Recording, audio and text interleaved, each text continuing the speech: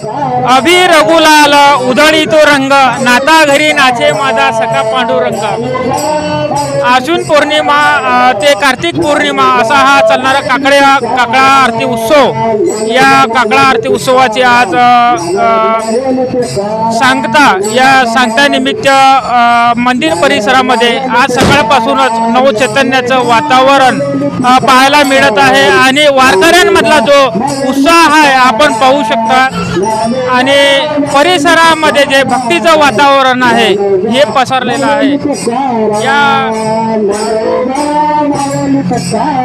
आपण पाहू शकता वारकऱ्यांचा हा उत्साह।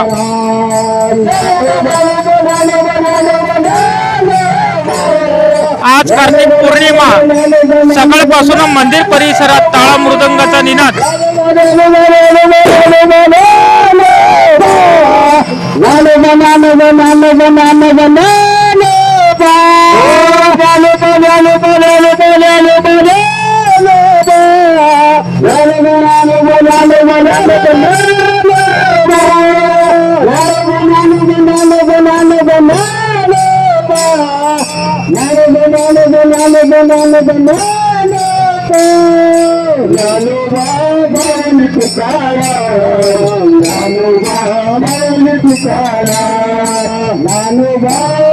पौर्णिमा ते कार्तिक पौर्णिमा म्हणजेच काकडा आरती उत्सव।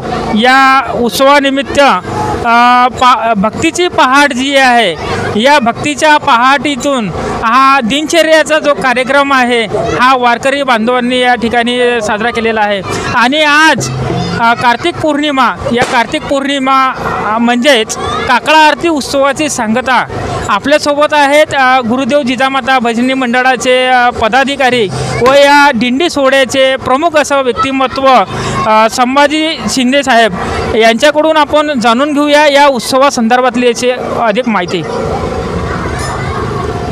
या उत्सवामध्ये सकाळी उठून आपण भक्तिमय वातावरण निर्माण करतो आणि लहान लहान जे आपल्याकडे मुलं आहेत त्यांच्यावर संस्कार होतात आणि आपल्या शारीरिक दृष्टीने सकाळी उठून या महिन्यामध्ये जे आपण भक्तिमय वातावरणामध्ये जे कार्य करतो त्याबद्दल अति आनंद मिळतो व जनसामान्याला पण आम्ही आनंद देण्याचे प्रयत्न करतो।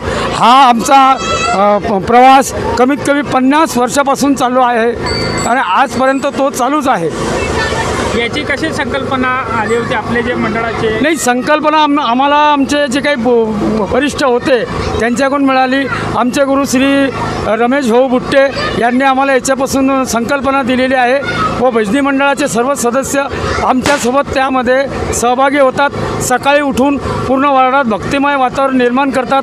लहान लहान मुलांना काही नवीन संस्कार, काही वाजवण्याचे, म्हणण्याचे आणि चांगले, यामुळे आम्हाला आनंद मिळतो आणि आम्ही सर्वांना आनंद देण्याचा प्रयत्न करतो। अभि रघुलाल उधळी तो रंग, नाता घरी नाचे माझा सखा पांडुरंग असं हे वातावरण या परिसरामध्ये आपल्याला पाहायला मिळत आहे।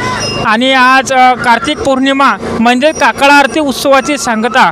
या सांगतानिमित्त परिसरातून हा दिंडी सोहळा या ठिकाणी निघालेला आहे। या